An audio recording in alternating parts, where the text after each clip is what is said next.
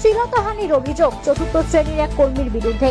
রাস্তা অবরোধ, স্কুলে ভাঙচুর, অভিযুক্তকে ছিনিয়ে নেওয়ার চেষ্টা বিক্ষোভকারীদের। বই স্কুলে যে বই জমা দেয় সেখানে বই জমা দিতে যাই তিনতলায়। তারপরে আমরা তিনজন ছিলাম, তো আমাদের কাছে পার্সোনাল ভাবে ডাকে। তারপরে আমাদের বান্ধবীগুলোকে তাড়িয়ে দেওয়ার পরে আমাকে পিছন দিক থেকে জড়িয়ে ধরে আমার জামাগুলো ছিঁড়ে দেয়। ধরে কাকু। তারপর আমি ওখান থেকে দৌড়ে চলে এসে পরীক্ষার হলে বলছি আমি পরীক্ষা দিতে পারিনি। স্কুল থেকে বেরিয়ে গিয়ে আমি একটা জায়গায় গিয়ে আমার বাড়ির লোককে ফোন করে তারপর বাড়ির লোককে নিয়ে আমি এখানে এসেছি।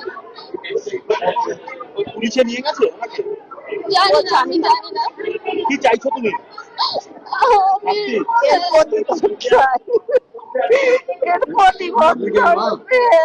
স্কুল শেষ হওয়ার পর চতুর্থ শ্রেণীর এক ছাত্রীকে শ্লীলতাহানি করার অভিযোগ উঠল স্কুলের এক অস্থায়ী কর্মীর বিরুদ্ধে। ওই কর্মীর নাম সুরেশ সাধু।